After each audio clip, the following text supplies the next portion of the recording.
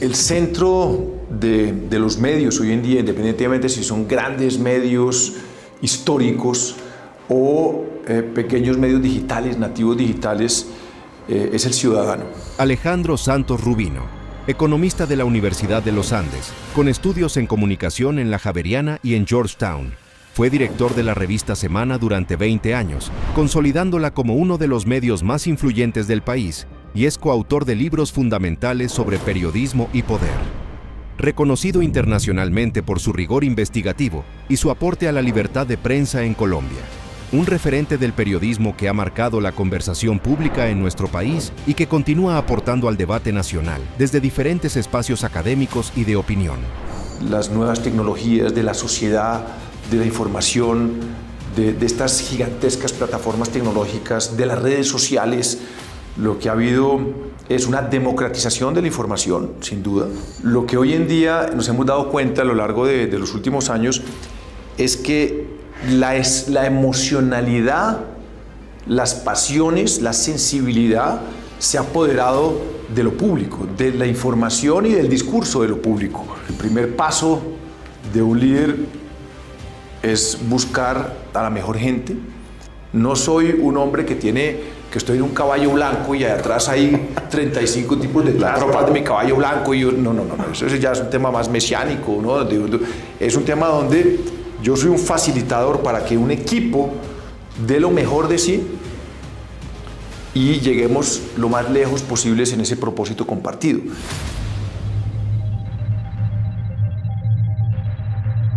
Hola, les habla Mauricio Duarte, director de SEO CX. En esta oportunidad quiero pedirles un favor muy especial. Tenemos muchísimas personas que todos los días ven nuestros episodios. No obstante, no se suscriben. Y para nosotros la base de nuestro crecimiento y mayor alcance con nuestros invitados depende de esa suscripción. Así que por favor, suscríbete. Muchas gracias. Alejo, qué placer estar hoy contigo acá. Alejandro Santos es un amigo de hace mucho tiempo, Alejo. Venimos trasegando en estos temas profesionales hace bastante. Y para la audiencia, creo que va a ser una oportunidad única de escuchar de primera mano de un líder de opinión, de un periodista excepcional, de un director de grandes medios, dónde está el cliente en esa relación.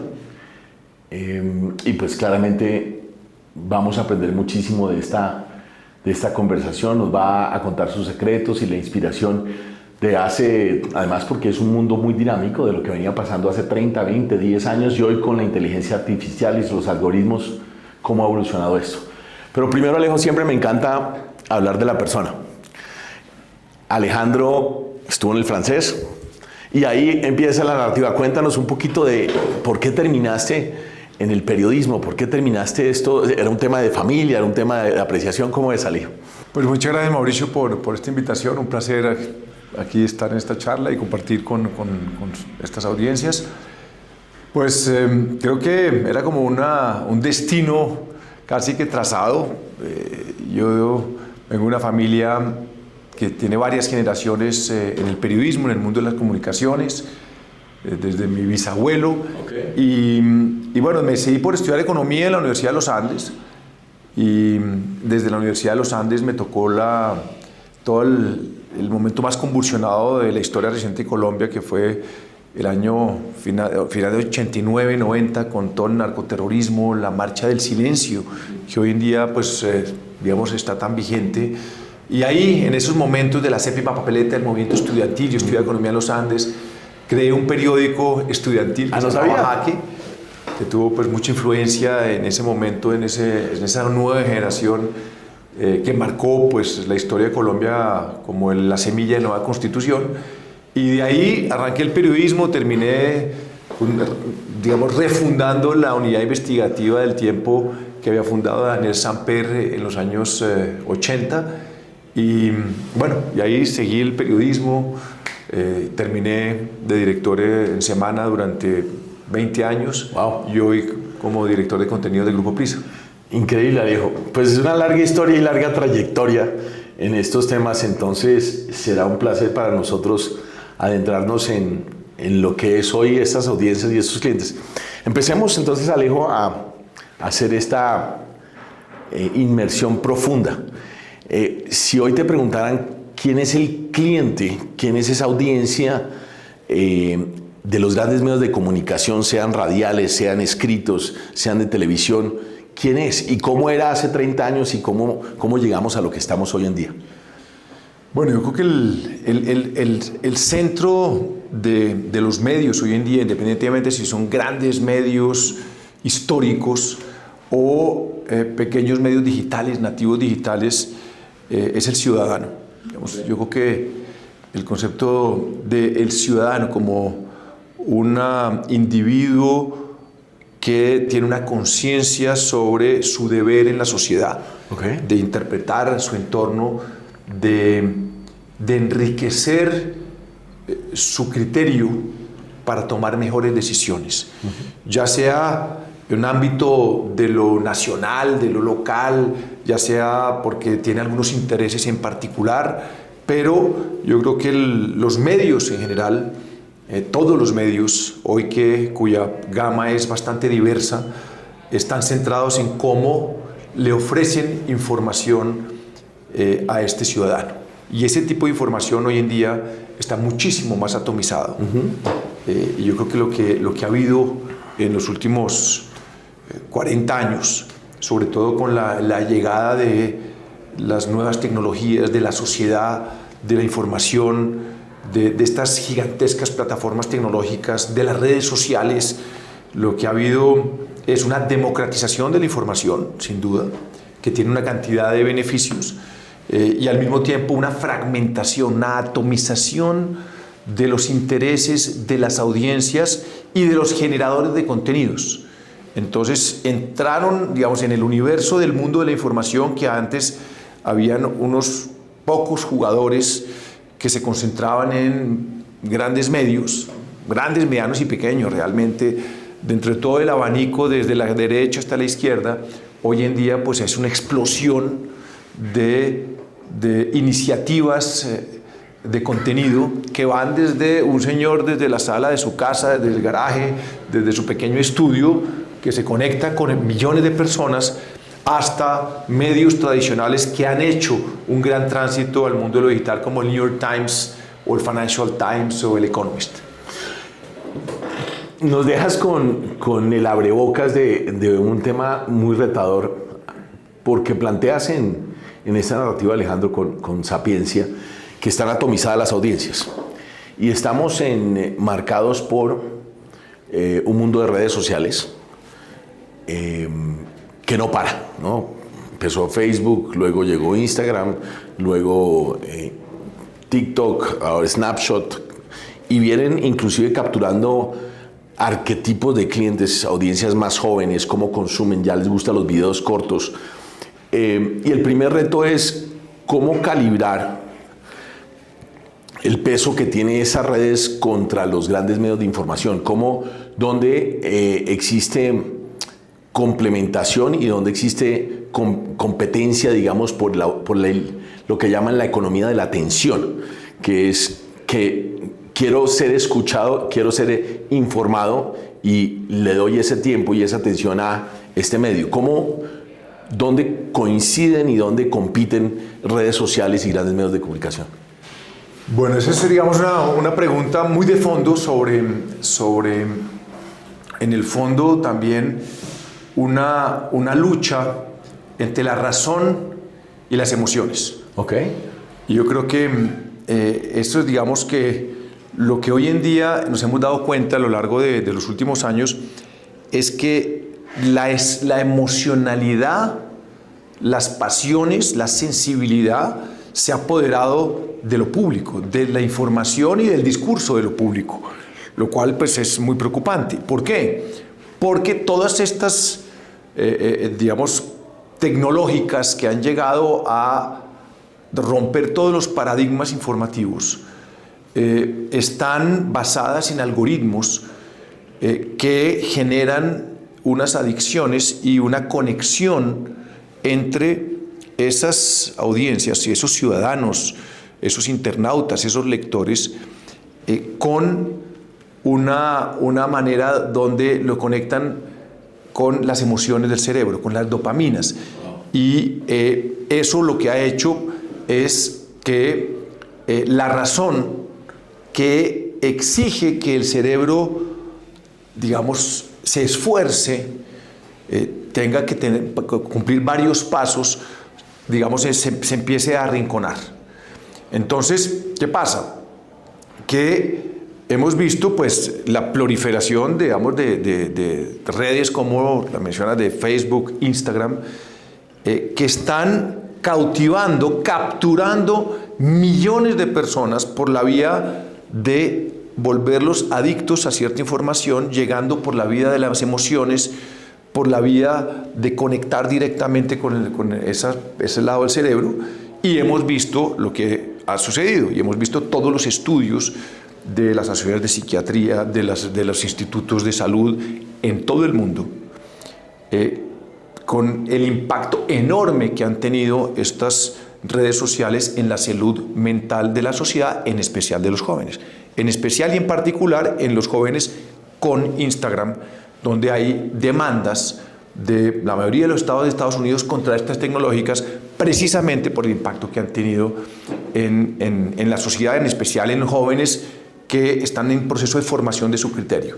Entonces yo creo que ahí hay un tema. Y los medios de comunicación tradicionales, o que más que tradicionales, que tratan de producir información de calidad, que requiere un esfuerzo, que requiere una inversión de dinero, que requiere tiempo, que requiere verificación, que requiere contexto, que muchas veces hay que consultar varias fuentes, porque pues, las realidades no son blancas y negras, para poder llegarle a esas audiencias, pues requieren, digamos, un proceso de racionamiento del consumidor que se ha vuelto muy perezoso con la irrupción de estas nuevas tecnologías, donde todo es instantáneo, todo es efímero, todo es pasional, todo me llega a la emoción. Y por eso, lamentablemente, en este nuevo mundo, pues se ha ido a la sociedad del espectáculo, como bien lo ha dicho Mario Vargas Llosa, y no a la sociedad del conocimiento, que es la que hubiéramos esperado que este nuevo mundo de la información nos hubiera orientado. Entonces, hoy en día, toda la crisis de la democracia, todos los problemas de salud mental, todos los problemas del populismo, de la posverdad, son producto, en gran parte, de esa tensión entre lo que ha generado todas las nuevas tecnologías con incentivos perversos frente a una información razonada, más compleja, que necesita la sociedad, pero que ha venido siendo desplazada. Yo creo que eso es lo que estamos viviendo hoy en día, sobre todo en el mundo de la política, en el mundo de la polarización y en el mundo de las tensiones sociales que está viviendo, sobre todo las democracias occidentales. Wow, me encanta, Alejandro, que nos hagas estas reflexiones. Quisiera ahora preguntarte, pareciera, o me devuelve un poco, creo que fue el expresidente Obama que decía, siempre es más fácil vender temor que esperanza. Entonces, en tu narrativa explicas cómo el ser humano, que todos tenemos prejuicios y sesgos, cuando el algoritmo identifica que tenemos ese prejuicio o sesgo, me alimenta más información que fortalece esa creencia previa. Y se vuelve un círculo nefasto, porque cada vez me arraigo más en yo soy el bueno, ellos son los malos, yo estoy en lo correcto, ellos están en lo incorrecto. Pero pareciera como un drama insalvable. Alejandro, ¿cómo desde tu experiencia hacen los medios de comunicación para romper ese círculo no virtuoso, trágico que se ha generado, en que refuerzo cada vez más los sesgos y compito contra esos efectos de la dopamina, que es el piticoltín, la información y el titular que le pega a mi temor más profundo? ¿Cómo romper ese círculo, Alejandro? Pues bueno, primero hay que decir que el miedo pues, es uno de los sentimientos más poderosos que tiene el ser humano, digamos, va a su instinto animal. Y pues es como en la manada. Cuando está en la manada y siente el peligro, pues lo primero que hace es salir volado, ¿no? O ir donde el macho alfa se dueña de la manada, digamos. El miedo es uno de los sentimientos más fuertes, más poderosos que moviliza al ser humano, quizá con el amor, sí. pero el miedo es muy potente frente a este mundo de las emociones. Y por eso pues hemos visto pues, todos los discursos del odio, todos los discursos que tratan de atemorizar a la sociedad con un fin, digamos, claramente estratégico de avanzar en ciertos propósitos. Y yo creo que lo hemos visto pues, en el mundo, lo estamos viendo en Europa, el ascenso de los extremos, tanto de la extrema derecha como de la extrema izquierda, en gran medida está alimentado por cultivar el miedo. Ver enemigos externos, ver que todo el mundo está amenazado, y en esa sensación de temor siempre hay un salvador, siempre hay un protector que se erige para proteger a los demás. Yo creo que pues, es parte un poquito de lo que hay alrededor del miedo. Eso frente al tema del miedo. Y por supuesto, en el mundo de la sociedad de la información y de las redes sociales, pues el miedo es viral. El miedo navega como ninguno en los algoritmos y en los incentivos de las tecnológicas, ¿no? El miedo y la mentira y la manipulación se ha demostrado además con todos los estudios que es muchísimo más replicable, navega muchísimo más rápido en estas redes sociales que la información de calidad, que la verdad, etc.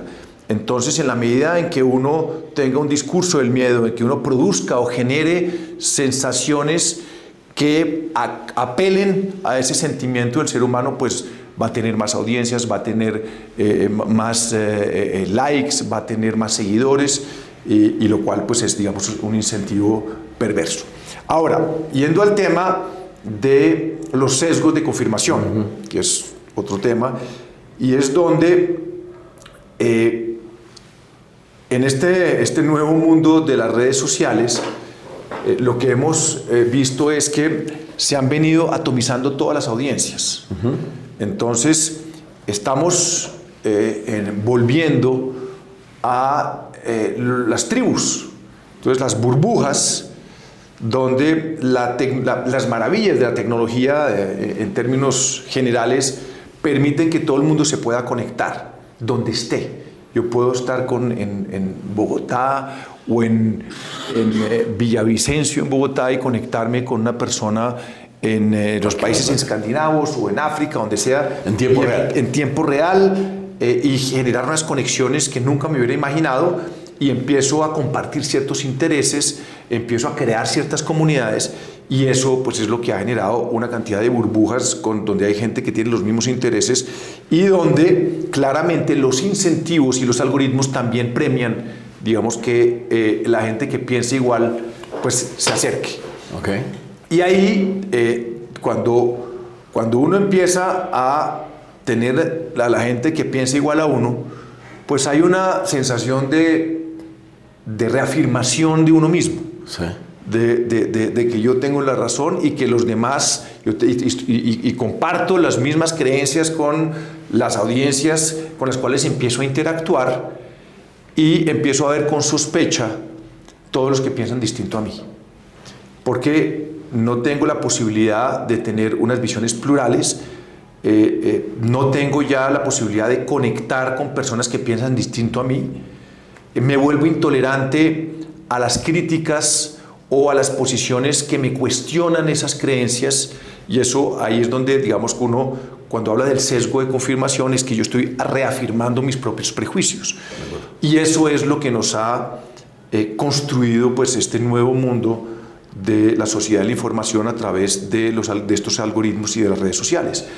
Y eso tiene un gran problema porque, pues primero, pues que las sociedades democráticas necesitan o viven precisamente de la diversidad, del reconocimiento del otro, del pluralismo, de la tolerancia, del espíritu crítico, que son valores que se han venido perdiendo. Una democracia es en el fondo reunir a personas diversas, que es la diversidad, el poder de la diversidad es en el fondo el poder de la democracia. Cuando esa diversidad logra consensos y construye en la riqueza de pensar distinto, y donde uno puede llegar a acuerdos donde todo el mundo sacrifica parte de sus propias convicciones. Y eso no, digamos, la sociedad de la nueva información y de las redes sociales le pone una cantidad de obstáculos a construir consensos, porque nos está aislando a todos en burbujas donde lo que yo pienso creo que es la verdad revelada, y cada vez soy más intolerante a las posiciones del otro y a ese pensamiento crítico indispensable en la humanidad y que nos ha permitido que, por ejemplo, la ciencia, la filosofía, la literatura, digamos, la política en gran medida, haya hecho que hayamos evolucionado. Entonces estamos en un momento donde todo esto está en entredicho y se ve en manifestaciones de la gran intolerancia de los extremos políticos de izquierda y derecha que están en ascenso, de los populismos, de la posverdad y de una polarización donde cada orilla siente que tiene una verdad revelada y que el otro está equivocado. Y yo creo que estamos en un momento de ruptura en ese paradigma, donde pues al menos quienes desde el periodismo y de los medios queremos tratar de que la información construya una mejor sociedad, pues estamos un poco así pues, aterrados con lo que está pasando. Pero, y gracias por el contexto fabuloso y profundo que nos das, Alejandro, pero déjame insistir, hay esperanza de romper, digamos, si estamos en un comité editorial de alguno de estos grandes medios que tú has dirigido y estamos tratando de generar contenido relevante con contexto plural, con diferentes formas de pensar, ¿cómo romper esa clusterización, como bien describes, de burbujas que están sesgadas por las confirmaciones de más datos que les llegan? ¿Cómo hoy las organizaciones están tratando de romper eso? ¿Cómo se hace? ¿Tienen que jugar una estrategia, pongámoslo, de guerra de guerrillas? Sí, quiero contenido para cada una de estas burbujas que les cuestione, o ¿cómo lo hacen? ¿Cómo se hace desde el punto de vista empresarial? Pues lo primero que yo diría, y esto sería válido para todo el mundo, desde los empresarios, sector privado, grandes, medianos y pequeños, en el mundo de la información, también de las empresas de comunicación, de todo tipo, y es la imaginación. Yo creo que aquí lo más importante es cómo yo tengo la creatividad para aprovechar las maravillas que me ofrecen la tecnología, donde claramente había unas barreras de acceso antes que hoy en día no tengo, donde yo, si soy creativo, si soy talentoso, si sé cómo funciona este mundo de las redes, puedo llegar muy lejos. Puedo hacer que mi mensaje sea muy potente y le llegue a las audiencias que yo quiero. Y puedo, en ese sentido, llegarle a unas audiencias fragmentadas, si quiero, porque es parte, digamos, del manejo de la data, ¿no? Y de cómo yo tengo estrategias digitales de que le llego de una manera segmentada a distintas audiencias, que es posible, con distintos mensajes, o cómo yo busco conectar un mensaje que trascienda esas audiencias y que apele de alguna manera a una reflexión o alguna emoción que me permita conectar con esas distintas audiencias que entre sí no se conectan y lograr mandarles un mensaje. Es decir, cómo yo puedo ser lo suficientemente creativo para que a través de las emociones y de los símbolos, posiblemente, que la simbología se vuelve muy importante, llegue yo a mandar un mensaje que tenga un gran componente de razón, de contexto, de elementos de juicio que puedan ser, digamos, perezosos para la mente, necesarios a la hora de que esas audiencias tomen mejores decisiones. Entonces yo creo que aquí la imaginación se ha vuelto pues fundamental para ver un poco cómo yo logro conectar con esas distintas audiencias. Perfecto, Alejandro. Naveguemos hacia otro elemento fundamental. Cuando uno mira el poder de una marca, uno lo puede mirar en 3 dimensiones. A nivel reputacional, a nivel transaccional de cada vez que yo actúo con esa marca, cómo me va, y a nivel de los colaboradores que trabajan bajo la sombrilla de esas marcas, cómo los tratan. En esas dimensiones, cuando uno mira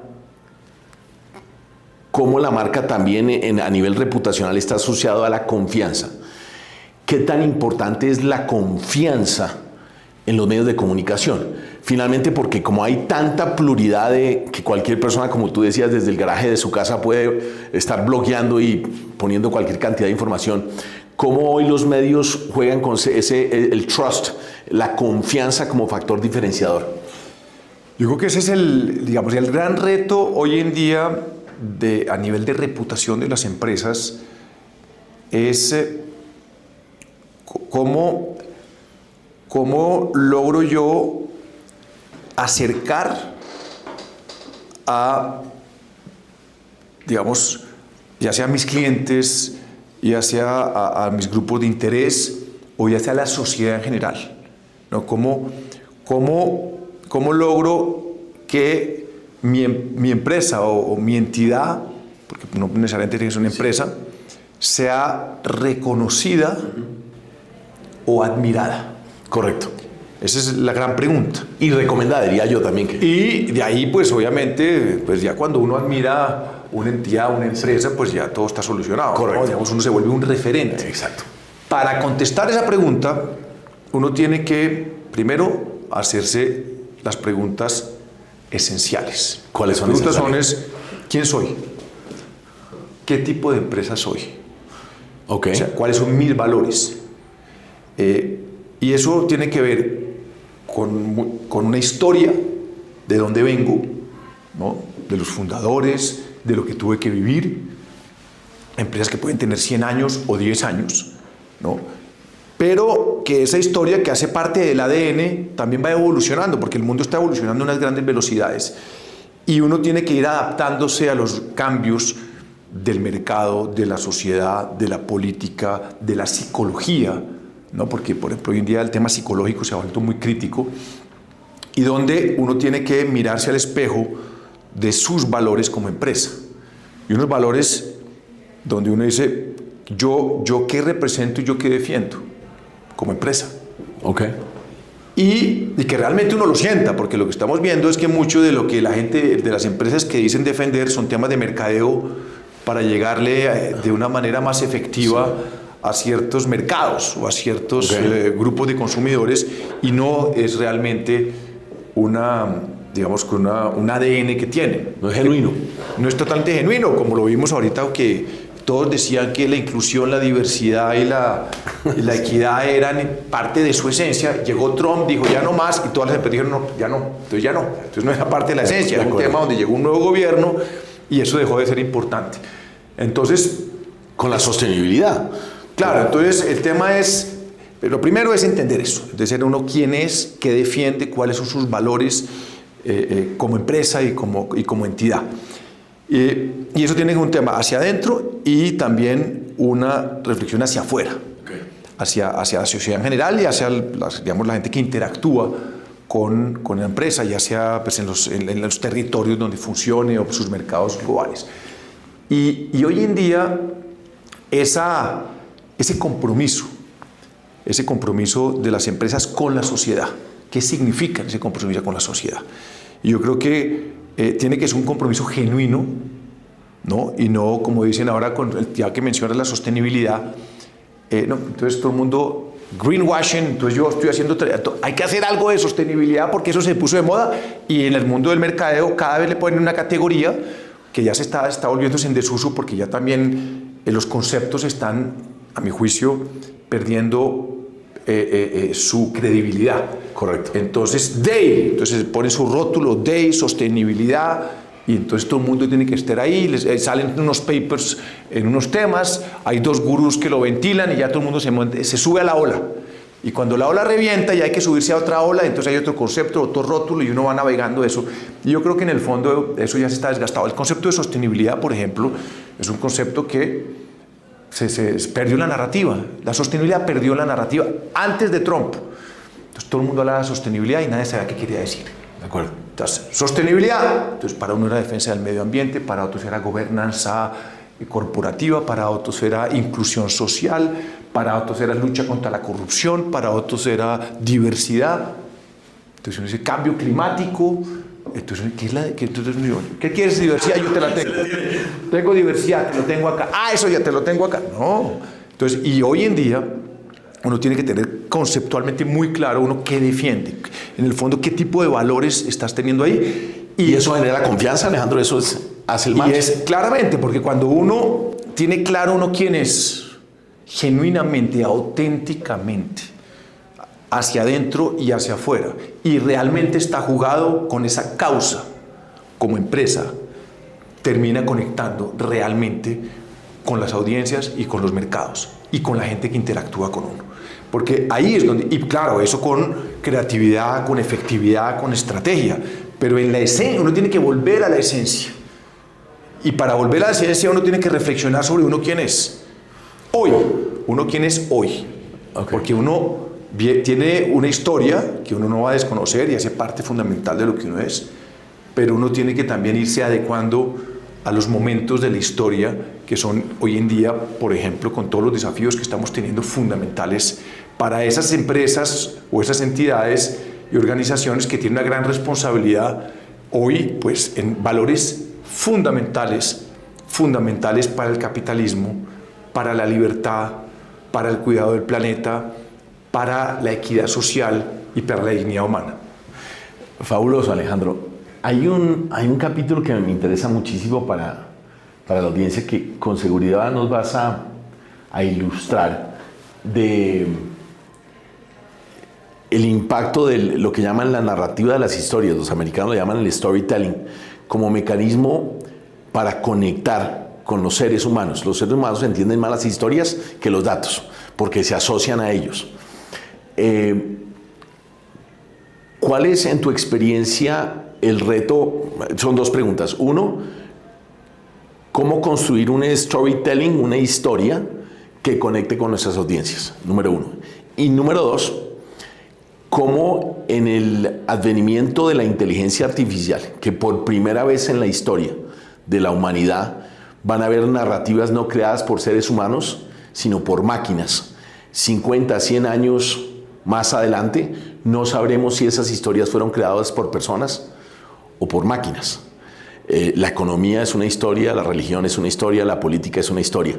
¿Cómo las máquinas van a crear nuevas narrativas, nuevos storytellings, entendiendo que los seres humanos tenemos esta tradición oral de somos lo que somos colombianos por esto y esto y esto? Pero en el primer componente, el storytelling como mecanismo de vender una historia, de influir en una audiencia, Alejandro.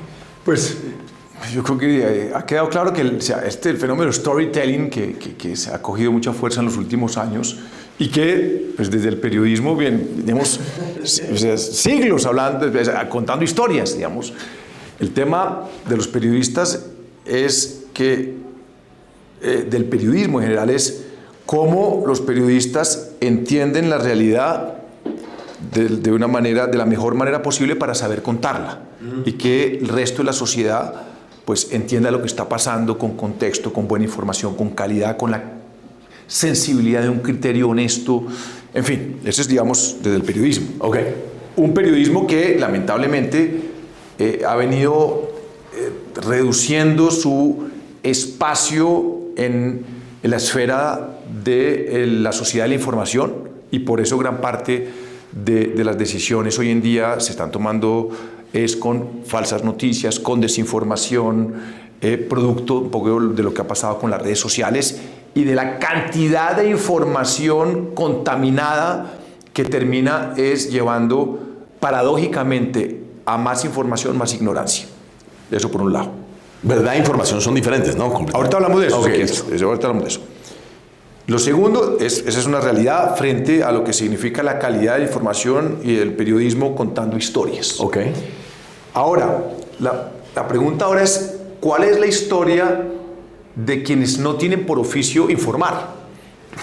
Es decir, las empresas, o la historia de los políticos. Entonces, ¿cuál es su historia? Entonces, y claramente la mejor manera de conectar es sabiendo contar una historia que me identifique, una historia que me toque el corazón, una historia que me cautive, digamos, como ciudadano, como consumidor, depende un poquito de qué tipo de historia se quiera contar. Y yo creo que en la esencia para contar una buena historia es entender el momento que están viviendo la gente que uno quiere, a la que uno quiere llegar.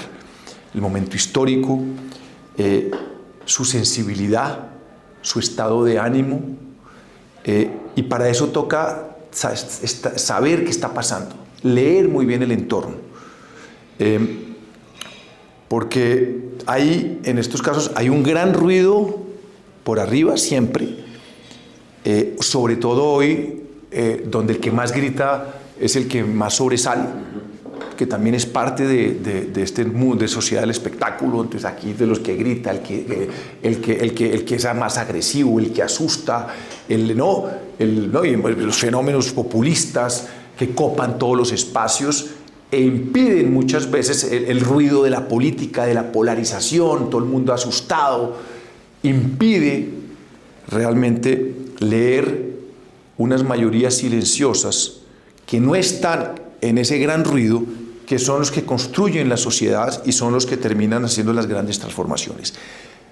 La gran pregunta es cómo lee uno esos ríos subterráneos a través de ese storytelling. Y ahí es donde uno tiene primero tener las antenas de saber qué es lo que está pasando, cosa que muy pocas empresas y entidades tienen. ¿Y cómo se hace eso, Alejo? Entonces, doble clic. Entonces, ahí yo creo que las empresas tienen que empezar a tener ciertas antenas para, como cuando uno se pone y empieza a ver cuándo viene el tren, ¿no? La vibración. Sí. La vibración de lo que está pasando debajo de la tierra. Y para eso necesitan volver un poquito también a la esencia del ser humano, a la esencia del consumidor, a la esencia del ciudadano, que está sintiendo el ser humano. Hoy, por ejemplo, hay una gran angustia existencial. Eso es un sentimiento predominante. La gente está asustada, la gente tiene miedo. ¿Y tiene miedo por qué? Tiene miedo porque el planeta se está acabando, tiene miedo porque hay conflictos en todos lados, tiene miedo porque la información que más sobresale en todas las agendas mediáticas y en las redes sociales es odio, muerte, guerra, violencia. Tiene miedo porque la inteligencia artificial le está cambiando la vida y uno sabe para dónde va y todo lo que yo estudié o no sé qué voy a estudiar porque todo va a cambiar. Entonces hay una sensación. Tiene miedo porque llegaron los extremos al poder político y entonces hay todo tipo de amenazas y así podría seguir. Sí. Ante esa angustia existencial, como un sentimiento predominante, no el único, pero solo a manera de ejemplo, uno tiene que leer eso. Yo frente a eso, ¿quién soy y cómo le llego a esa gente? Viendo mi ADN, viendo mi historia, ¿qué tipo de cuento voy a hacer yo para, por ejemplo, a esa persona que tiene angustia? Lo voy a empoderar, lo voy a motivar, lo voy a cuidar. Es un sentimiento de protección, es un sentimiento de inspiración, es un sentimiento donde quiero recuperar los valores que se han venido perdiendo, es un sentimiento de rehumanización. Entonces yo creo que ahí, cuando uno empieza a entender estos temas que tienen que ver con la filosofía, que tienen que ver con la antropología, con la sociología, que es en el fondo un viaje a la condición humana. Y yo creo que hoy en día, quien mejor tenga las antenas para hacer ese viaje a la condición humana es el que mejor puede contar su historia. Capítulo 1. Trayectoria de Alejandro Santos en el periodismo. Familia, universidad, creación de periódico estudiantil, dirección en Semana, Grupo Prisa. Evolución del concepto de audiencia cliente en los medios, del ciudadano lector a la audiencia atomizada. Impacto de las redes sociales en el consumo de información y la economía de la atención. Sesgos de confirmación y formación de burbujas informativas. Imaginación y creatividad como estrategia para llegar a audiencias fragmentadas. Me encanta, Alejandro, porque en nuestras conversaciones una y otra vez hablamos de la humanización. Entonces hoy en la banca, por ejemplo, se habla de la humanización de los bancos, la humanización de la salud, la humanización de las relaciones con los ciudadanos, entre la relación entre gobierno y ciudadanos, como impronta necesaria, como decías, Alejandro, para conectar con esa mayoría silenciosa, que en términos de experiencia siempre es el reto de todos, de necesitamos llegar a quienes no nos contestan, no nos están diciendo nada, pero queremos saber qué están sintiendo para mejorar cada vez su experiencia. Ese río subterráneo que hablas, apasionante el concepto. ¿Puedo darte un ejemplo? Por favor. Bueno, por ejemplo, un tema que ya está empezando a levantar cabeza, pero que viene hace ya varios años, y es el envejecimiento de la sociedad y la discriminación a los mayores de 50. Entonces, hay un sesgo de cómo todas las empresas hoy en día están volcadas a lo digital. Y todos los de mercadeo, de las empresas, de las agencias, etcétera, son jóvenes menores de 30 años, totalmente digitalizados, cuyo sesgo es todo lo que nos diga el mundo digital es la verdad revelada. Y todo lo que no está ahí, pues no es tan interesante. Y resulta que los mayores de 50 no están tan metidos en las redes sociales, son los que más ingresos tienen, son los que hoy en día paradójicamente están discriminando más el mercado laboral, son los que tienen más madurez, son los que están tomando las decisiones más importantes, son los que van a definir la política, porque cada vez hay menos jóvenes, cada vez hay más personas mayores. Esa transformación demográfica no está siendo bien leída, por ejemplo, por las empresas. Qué interesante. Entonces, y se los digo porque me he puesto a estudiar ese tema, donde uno dice, ¿cómo así? La sociedad se está envejeciendo, es decir, mayores de 50, ya nadie quiere contratar mayores de 50, me lo han dicho muchos grandes empleadores, porque hay una discriminación tácita, ¿no? Lo ven viejo, es psicológico, es un analfabeta digital, cuando está en el mejor momento de su vida, más experiencia, más talento, más contactos, etc. Es cuando más la sociedad lo necesita, es el que más muchas veces ingresos tiene. Entonces uno dice, bueno, ¿cómo es el tema aquí? La sociedad se envejece y hay una discriminación frente a la gente mayor, cuando digamos el mercado y todo el tema debería estar empezando a concentrarse en ese tema.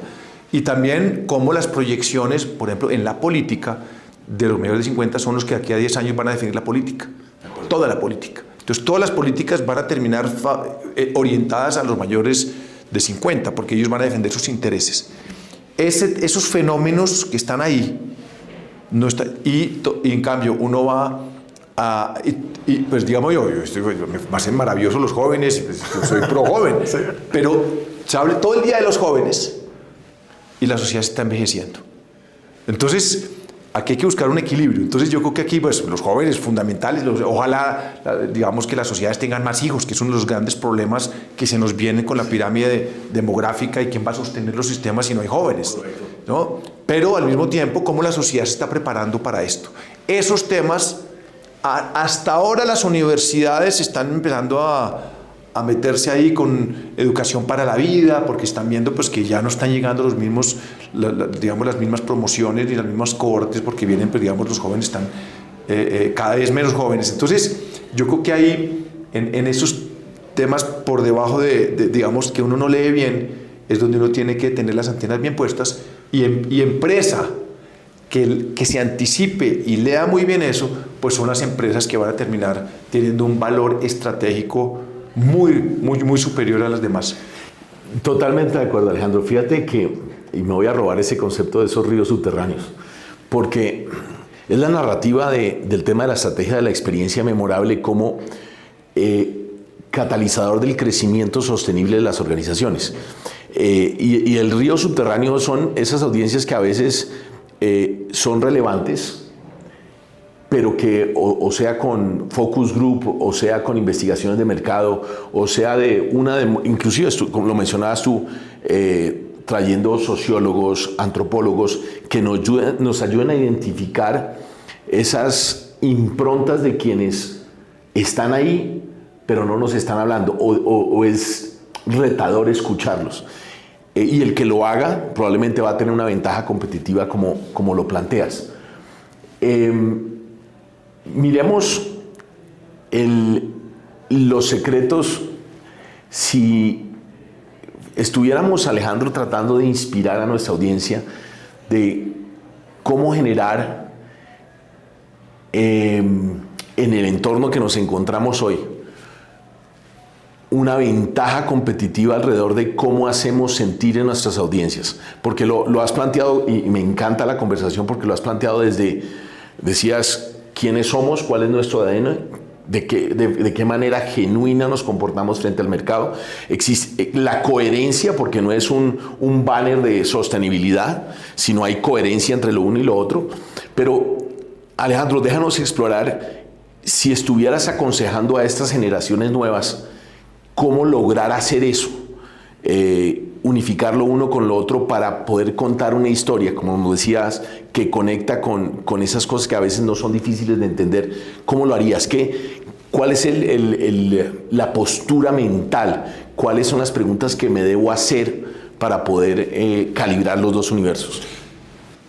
Pues, lo primero es humildad. Tener un ejercicio de humildad, de no creerse el cuento. Okay. Porque cuando uno se para en este tipo de reflexiones desde el ego, desde la arrogancia, desde muchas veces el éxito, pues es mucho más difícil. Okay. Yo creo que el primer ejercicio es un ejercicio de humildad del presidente de la compañía para abajo, ¿no? Okay. Digamos.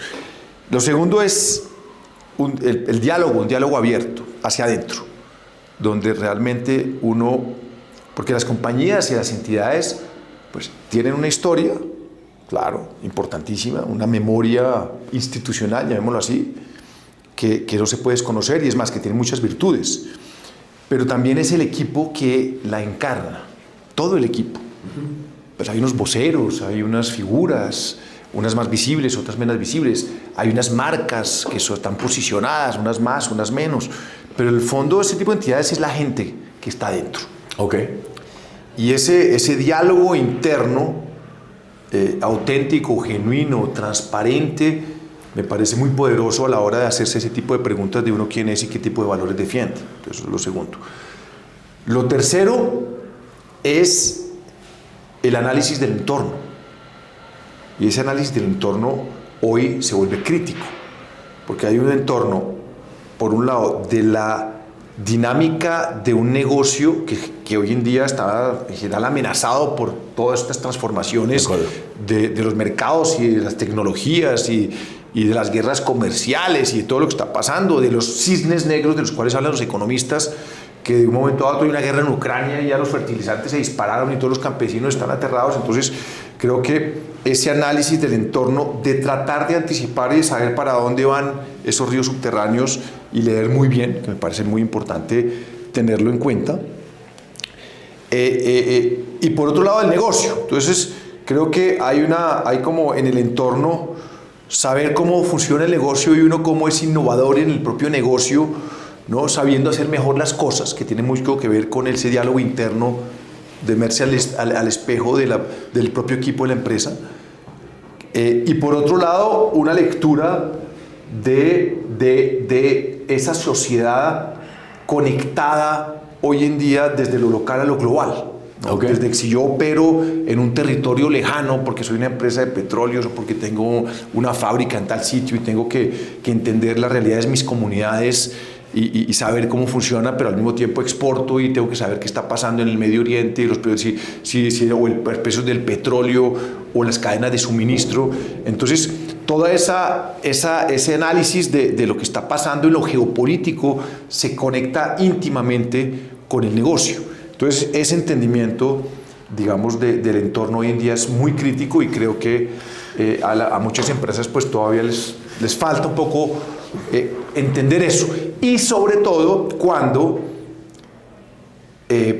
las cosas muchas veces no son como aparentan, que eso es otro tema. Porque la desinformación tiene todo tipo de matices. Okay. Desde la fake news, pues del chat de la tía que es falso, claramente circula como loco, Sí. hasta... Se entraron al conjunto.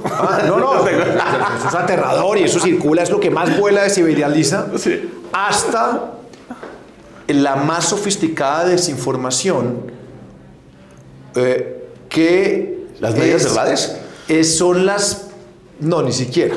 Son las verdades de personas respetables, informadas, que tienen unas posiciones muy interesantes, claras, que a la luz de que no tienen toda la información porque cada uno está desde una orilla distinta, Sí. llevan a no entender el panorama completo. Wow. Entonces uno dice, no, pero es que mire, esta gente seria lo que está diciendo, está diciendo esto. Claro, y cada uno son serios, son respetables, tienen buena información. Tienen impronta de confianza. Tienen impronta de confianza. Pero como ya la gente no habla con otros, la derecha no habla con la izquierda, el de arriba no habla con el de abajo, el del territorio no habla con este, entonces son una versión. Entonces yo me quedo, y como a mí me gusta es oír a los que yo quiero oír, Claro. entonces yo cojo 3 de estos tipos serísimos que me dicen más o menos lo mismo que yo quiero oír, entonces yo creo que por ahí va la cosa, y por ahí muchas veces no va la cosa. Entonces ahí es donde uno tiene que decir, momentico, yo tengo que saber qué está pasando, yo tengo que ver una visión mucho más integral de lo que está pasando. Y la manera como yo lea ese entorno de una manera mucho más inteligente, de ver de cotejar distintas versiones, me va a llevar a tomar mucho mejores decisiones. No, me encanta, Alejandro, me devuelvo en la narrativa porque es muy profundo lo que nos estás ayudando a entender y muy coherente con los temas de experiencia, porque hablabas primero del concepto de humildad, luego hablabas de un concepto de liderazgo al interior de con quién me rodeo, luego hablabas de un concepto de entender el contexto en el cual estamos, luego hablabas de modelo de negocio. No nos alejemos porque eso finalmente es el motor de las organizaciones, el modelo de negocio. Luego hablabas sobre además que difusión de verdades o fake news, no verdades, sino fake news que tienen muchos matices, unos más difíciles de desenredar porque vienen de personas que tienen improntas de confianza, pero están sesgadas y por ende están reforzando mis prejuicios o mis temores a los de la tía que pone a circular un tema. Entonces, experiencia en esa narrativa es tal cual, Alejandro. Nosotros siempre hemos dicho que las organizaciones deben tener claro el modelo de negocio, deben tener claro el contexto, deben operar con humildad. No creerse la que se la saben todas, porque por ahí siempre se revienta. Pero en el segundo elemento, Alejandro, el del liderazgo, me llama la atención porque sé que has tenido el privilegio de liderar grandes equipos de seres humanos. ¿Cómo lideras? ¿Cómo creas? Decimos en nuestra narrativa que en la cadena, en los eslabones de la cadena de valor del servicio, de la experiencia memorable, el primer eslabón es el de los equipos, de los colaboradores, de los integrantes, y que el líder es el encargado de, salvaguardando lo que nos dijiste antes, el ADN de la organización, el contexto cambiante, los retos de la información, de lo que se requiere para informarlos. No es Alejandro el que lo hace, es sus equipos.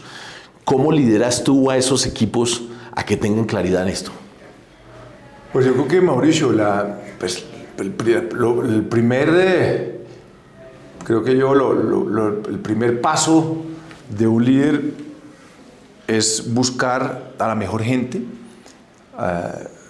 que no es fácil, ¿no? Como yo me reúno de los mejores, y que el perfil de la gente que me rodea a mí, que realmente es un reflejo no solo de lo que soy yo, ¿no? Porque digamos que no es un tema de narcisismo donde quieren reforzar mi liderazgo y yo es todo lo contrario, es las personas que realmente jueguen un papel fundamental dentro de un propósito superior.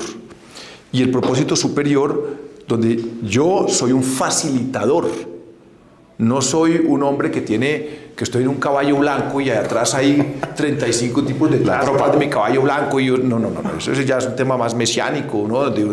Es un tema donde yo soy un facilitador para que un equipo dé lo mejor de sí y lleguemos lo más lejos posibles en ese propósito compartido. En mi experiencia, por ejemplo, digamos, uno de los temas que a mí más me enorgullezco en mi paso por semana durante 20 años es el equipo que pasó. ¿Por qué, Alejandro? Que pasó por allá, porque pues pasaron los mejores periodistas de Colombia, hoy en día están liderando todos los medios en este país, o gran parte de los medios de este país, están jugando un papel fundamental. Tuve el privilegio y la oportunidad de estar con ellos, de dirigirlos, suena arrogante, pero de compartir desde el periodismo en unos momentos muy difíciles para Colombia y muy difíciles de cuál es el papel que juega el periodismo como un ejercicio de contrapoder, de fiscalización, de espíritu crítico, muchas veces incomprendido en su momento y que después de un sacrificio duro pues termina en la gloria de los premios internacionales y tal, pero donde juntos como equipo logramos un espacio de reflexión crítica. Y yo creo que lo más valioso de las reuniones que teníamos en los consejos editoriales y también en los comités empresariales era tener una gente que cuestionaba. Wow. Una gente que cuestionaba las decisiones, una gente tu equipo, diciendo del propio equipo. Es más, una vez... Cuéntanos una anécdota. Una vez yo me había traído una persona a quien quiero mucho que venía de ACORE, el gremio de los militares retirados. Okay. Entonces estaba acostumbrado a que todo era vertical, ¿no? Tal, y de una eficiencia y de una capacidad de trabajo increíble. Llevaba 6 meses y de golpe yo tenía una serie de editores de mucho peso que me había traído, y en una reunión, en un consejo editorial, los lunes, pues nosotros hacíamos una revisión, pues un balance de lo que habíamos publicado en la revista semana anterior y lo que iba a ser la agenda de la siguiente semana. Y en el ejercicio de reflexión crítica de la revista, que en el fondo era un ejercicio de cuestionamiento al director. Porque, sí, correcto. Pues uno dice, bueno, ¿qué salió bien y qué no salió bien? Pues todo lo que no salió bien terminó siendo responsabilidad del director, ¿no? Pues claro. El Paganini. Entonces, todas las semanas era... Pero entonces habían unos editores, yo me voy a reservar los nombres, de que hoy en día son grandes periodistas, además, grandes periodistas, de una periodista mujer que llegó y de frente empezó a cuestionar la portada, con unos argumentos de una dialéctica argumentativa fuerte. Por esto, yo no estoy de acuerdo, por esto. Y todo el mundo, uy. Y esta persona que digamos que era un asistente me dijo, la echaron. La echaron. Entonces, dije, no. Y pues claramente pues, me tocaba a mí frente a todas las 35 personas que se imparten, porque eran unos comités donde todo el mundo participaba además. No eran solo los grandes por allá, era un consejo de una sala pecera donde todo el mundo, uy, ahí está la pesada, no, era todo el mundo. Y entonces me tocaba a mí como director contestar, defenderme, y lo único que no iba a hacer es que yo soy el jefe. Sí. Es lo único que no funciona. Es decirle con argumentos por qué habíamos nos habíamos inclinado por esa portada y por qué yo había tomado, si fuera yo, la decisión de esa portada. Okay. Y en ese ejercicio dialéctico de confrontación, de argumentos, de tener un espíritu crítico frente a lo que hacemos, autocrítico, es lo que realmente enriquece los equipos y donde la gente se sienta cómoda hablando. Y por ejemplo, de lo que pasaba, muchas veces por personalidad, hay ciertas personalidades que monopolizan las conversaciones. Okay. Entonces uno tiene en una reunión de 10, 15 personas, pues 5 que tienen una personalidad muy fuerte, les gusta hablar mucho, y hay unos que pues no les gusta hablar más mucho, pasivos, sí. más pasivos, y en ese sentido, pues yo trataba de invertir las conversaciones. Entonces yo siempre le daba la palabra a los que no hablaban mucho para que hablaran. Había una especie de equilibrio para que los que más hablaban o los que tenían las personalidades más fuertes no monopolizaran la conversación, porque estaban, digamos, opacando seguramente a una gente que por personalidad no estaba expresando sus ideas, y de golpe de esas ideas, como seguramente pasaba, pues salían ideas brillantes, en este caso para mejores portadas, etc. Entonces, en ese sentido, es cuando uno lidera equipos, digamos, el líder, digamos, el líder, aunque es una palabra fuerte, es la persona que saca lo mejor, o sea, que es capaz de sacar lo mejor de cada uno de los que está ahí individualmente para una construcción colectiva. Me encanta, Alejandro. Y es que vas en la narrativa y como los monitos animados se le van abriendo uno conversaciones. Mencionaste varios puntos que quiero indagar contigo. Uno, empoderamiento. La base de delegarle a alguien para que tome decisiones con criterios en el medio donde estás. Entonces decía, tengo un equipo de galácticos, gente de primera línea. ¿Cómo los empodero para que tomen decisiones? Pero igual, como director, tengo un rol de línea. ¿Cómo empoderas a los equipos? Porque en los términos más básicos dicen que empoderar es cuando la gente no tiene miedo la van a echar, le van a descontar lo que hizo o lo van a llamar a descargos. Es como la autoconfianza de saber que uno está dando la línea, pero también de humildad para escuchar algo que de pronto uno no está preparado para escuchar. Pero ¿cómo lo haces? Mire, de varias maneras. Lo primero es realmente tener una relación empática y cercana a la gente que trabaja con uno. A tu equipo, ok. Es decir, que cuando uno conversa, que la conversación que uno tiene con la gente con la cual uno tiene una relación de trabajo sea una conversación genuina, honesta y asertiva. Ok. Es decir, que realmente yo digamos, que esa persona me está diciendo lo que realmente piensa y siente. Ok. Porque pues piensa es porque yo necesito lo mejor de su talento, y siente porque yo necesito que esté motivado. Okay. Entonces, en ese sentido me parece que es eso primero frente al vínculo con el equipo. Okay. ¿No? Entonces, lo segundo es que esa persona o esas personas que hacen parte del equipo de trabajo sientan que lo que hacen es relevante. Es relevante para la empresa, es relevante para la sociedad, es relevante para el negocio, es relevante para el mercado, para lo que sea. El propósito superior y la afirmación tuya de que están conectados. Son personas fundamentales. Okay. Su trabajo es fundamental. Aquí no hay nadie más importante que nadie. Entonces esto es como una cadena donde cada eslabón juega un papel. Okay. Y que si este eslabón no funciona, pues este va a tener problemas, ¿no? A pesar, aunque sean independientes, todos hacemos parte de un todo. Y en la medida en que cada uno sienta esa seguridad, ese empoderamiento, ese propósito de que yo valgo y que mi trabajo tiene un efecto y de que me siento orgulloso de hacer parte de ese proceso, me parece fundamental.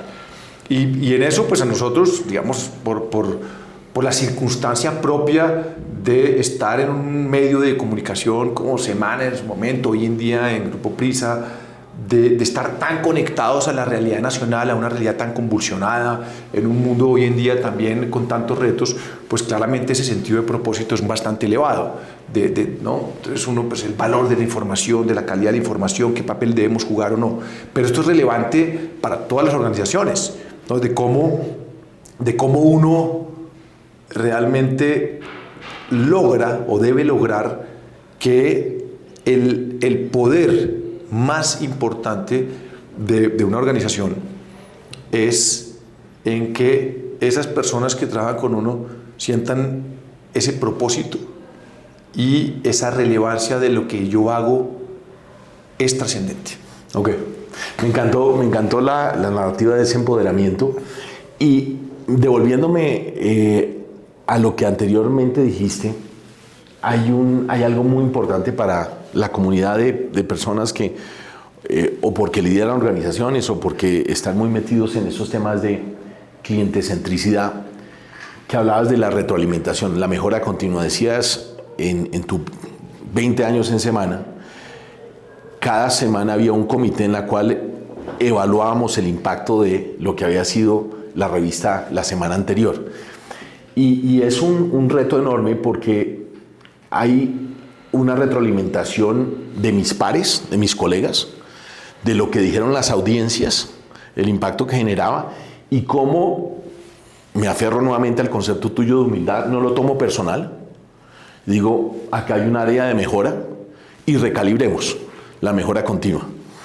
¿Estoy en lo correcto, Alejandro? Ese es el mecanismo en el cual permanentemente evolucionamos siempre para estar conectados, y la importancia de la retroalimentación. Totalmente, con otro ingrediente que me parece relevante resaltar, y es, una cosa es estar preparados como equipo para hacer bien las cosas y tener, digamos, calibrado de alguna manera los equipos, la facilitación, el norte, la visión, los valores, etcétera, el diálogo interno, la lectura del entorno, digamos que no es fácil ya de por sí tener como todos esos temas bien montados para que esta organización pues realmente avance en un mundo donde las cosas están cambiando a unas grandes velocidades.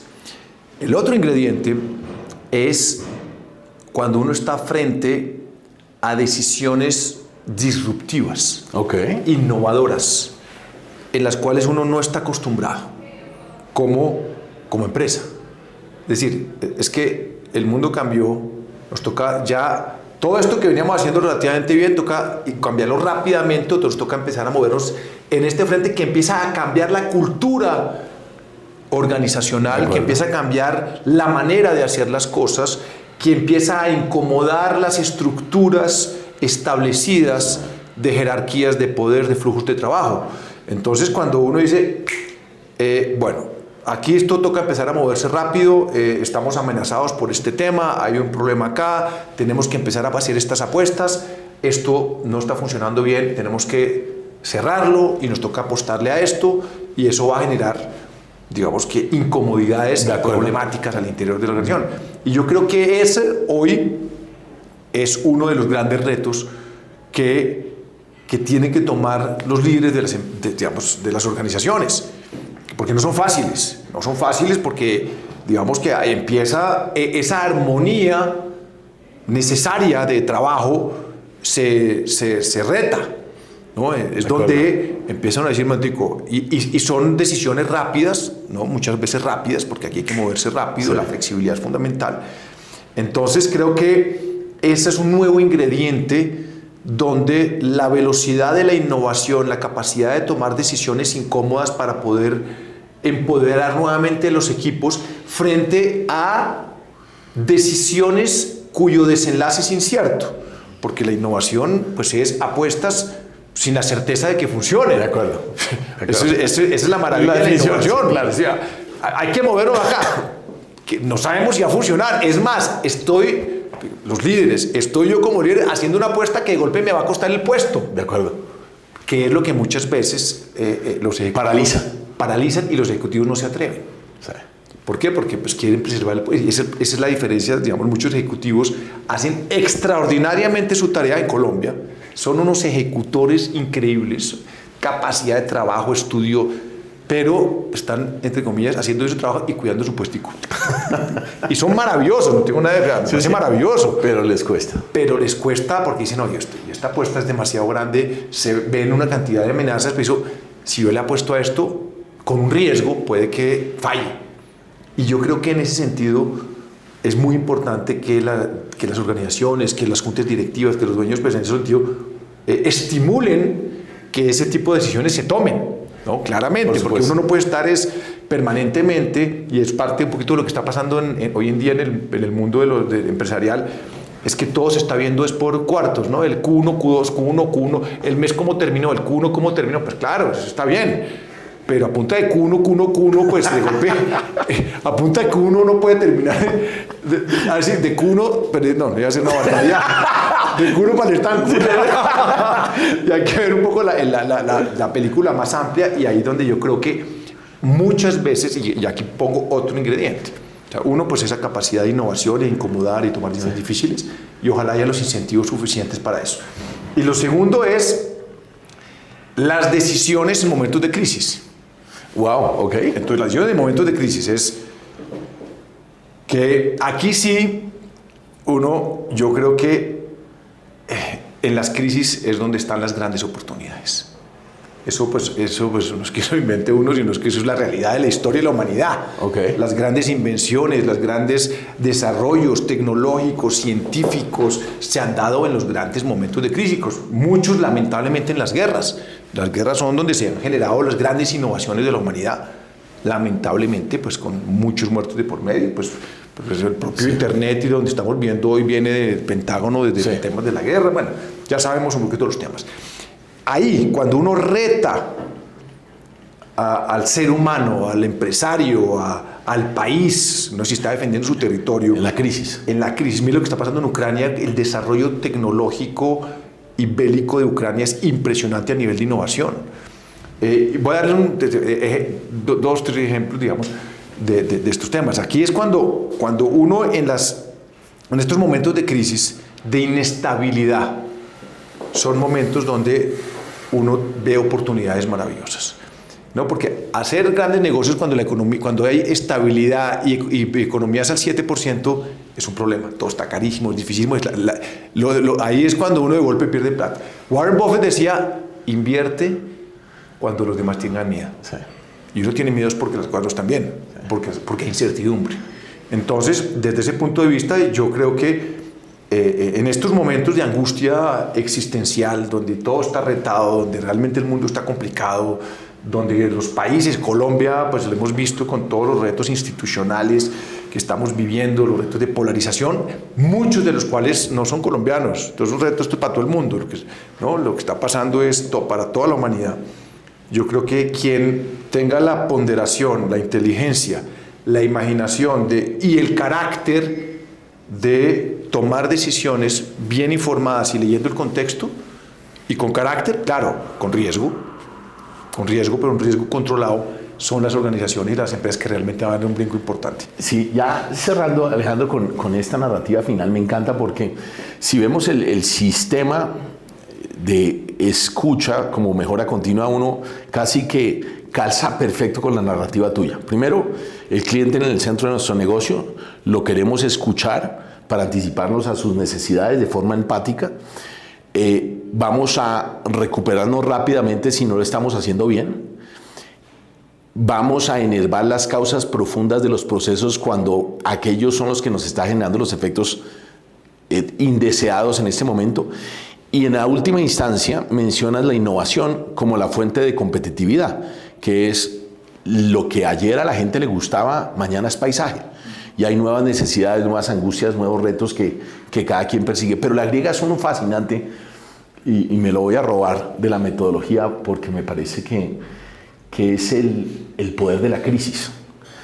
El poder de la crisis para tomar riesgos y hacer saltos cuánticos en reconectar con nuestros clientes. Porque no todo es mapeable. De hecho, la fuerza mayor y el caso fortuito que definen los seres humanos nomás es planear para darse cuenta cómo los planes acabaron al día siguiente porque una un paro, un terremoto, un nuevo presidente con una vocación de derecha o de izquierda, el tratar de mapear todo siempre es imposible. Entonces entender la crisis como una oportunidad para demostrar lo buenos que somos y cómo al final lo pego a que debo tener una cultura organizacional, lo mencionabas de forma increíble, se calibra para poder moverse de forma ágil en esos entornos cambiantes, porque nunca es estático. Me encantó la narrativa, Alejandro. Ya finalizando, porque aquí la delicia de hablar con Alejandro es que uno puede pasar horas y horas y horas y es increíble la fuente de conocimiento. Y esta es una clásica pregunta que aprendí yo de Alejandro, que es el gran maestro en estos temas, es ¿qué no he preguntado hoy, Alejandro, que quisieras comentarle a la audiencia en estos temas de el cliente en el centro del negocio, la cultura, el cliente interno, el liderazgo, la transformación digital, la inteligencia artificial? Que me encantó cuando dijiste, hoy vengo detectando esa economía, lo que llaman el silver economy, que son los hombres y mujeres mayores de 50 años que están rezagados, pero son los que tienen el poder económico. Por primera vez van a entrar los baby boomers como los grandes pensionados con todos los... esa lectura no la había escuchado y me encanta porque es un insight muy potente. Y hay dos temitas ahí, por ejemplo. El Silver Economy lleva hace rato hablándose que son los mayores de 65 técnicamente hablando. Sí. A lo que yo me refiero a que es aún más por debajo es de los 50 a los 65. Ok, la capa que viene por abajo. Sí, porque es que el Silver es el que tiene el canocito tal de 65 para arriba, que es el pensionado. Sí. Y eso está más o menos cada vez más fuerte. Lo que no se ha hablado es de los 50 a los 65. Ahí hay un mundo que es un gran mundo productivo que está marginando el mercado laboral y es el que va a tomar grandes decisiones. Eso como paréntesis. Sí. Pero ante la pregunta, Mauricio, yo mandaría de golpe un mensaje frente a lo que estamos viviendo. Y a lo que estamos viviendo hoy en día como seres humanos, como padres de familia, como ciudadanos de democracias, ciudadanos del mundo, como profesionales o como empresarios, periodistas, en cada sector que uno quiera. Es que estamos en un momento de ruptura a nivel global. Todo se está tensionando, estamos cambiando de paradigmas claramente. Digamos, aquí tenemos fuerzas, una especie de vientos cruzados, donde las nuevas tecnologías, la inteligencia artificial nos hace todo tipo de preguntas, nos asusta eso. Estamos viendo lo que está pasando con las democracias en el mundo que vienen erosionándose, nos asusta eso. Estamos viendo los conflictos en el mundo, nos asusta eso. Estamos viendo una violencia desbordada en el mundo, pues no solo en Colombia, en América Latina, en el mundo, es impresionante. El poder de las organizaciones criminales cada día es mayor, nos asusta eso. Estamos viendo unas sociedades donde los extremos están digamos, copando los espacios, nos asusta eso. Entonces, uno se siente como arrinconado. La gente se está sintiendo desbordada. Y además, todo en tiempo real, global, y como todo lo que es malo, es odio, rabia, tal, circula más rápido, pues es lo que más me llega. Aquí no llegan las historias maravillosas de la gente que trabaja todos los días, que se levanta a las 4 de la mañana a construir el país, acá y en el mundo. Esa gente no está todo el día acá. Aquí los que están son los que tienen una agenda, no tienen tiempo, son fanáticos, la gran mayoría. La gran mayoría está trabajando, está comprometida, está haciendo esfuerzos, está sacrificando, está construyendo sociedad.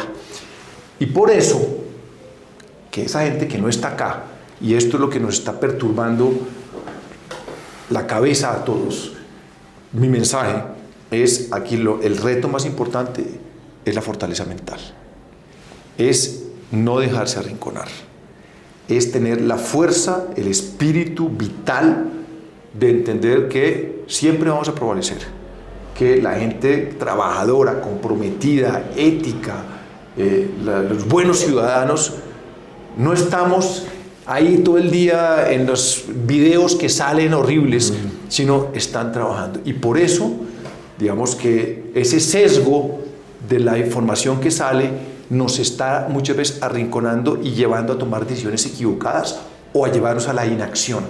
Y yo creo que en estos momentos todo lo contrario es quien tenga la fortaleza mental, el conocimiento, el carácter para tomar decisiones, uno va a vivir más tranquilo, segundo, va a avanzar mucho más rápido. Entonces yo creo que todo en el fondo está acá. En el fondo está cuál es la construcción de mi mundo, entendiendo que tengo que estar informado de todo, que tengo que estar muy dateado de lo que está pasando y que la realidad no es fácil. Nadie está diciendo que sea fácil. Pero esa realidad no me puede doblegar. Todo lo contrario, yo creo que aquí el tema de donde uno necesita gente que realmente redoble esfuerzos y esos referentes, por eso es muy importante que esa gente que tiene la posibilidad de sobresalir y de ser un referente para la sociedad, es muy importante que levante la cabeza porque la gente necesita una inspiración de gente que diga, yo quiero ser como esa persona. Sí, mire, en medio de la crisis, mire lo que hizo. Wow. Pues Alejandro, mil gracias por esta oportunidad. Será una de muchas conversaciones. Espero verte pronto. Bueno, gracias Mauricio. Un placer. Listo. Capítulo 2. Crítica al desgaste de conceptos como sostenibilidad y diversidad. Storytelling como herramienta de conexión emocional y su reto frente a la inteligencia artificial. Cultura organizacional como motor de innovación, resiliencia y aprendizaje continuo. La crisis como oportunidad para innovar, tomar riesgos y generar ventajas competitivas. Mensaje final. Fortaleza mental, carácter, inspiración y rol de líderes como referentes en contextos de ruptura global. Gracias por haber permanecido con nosotros hasta el final de este episodio. En esta ocasión, quiero invitarlos en 15 días a una nueva emisión de SEO CX. Y recuerda, suscríbete.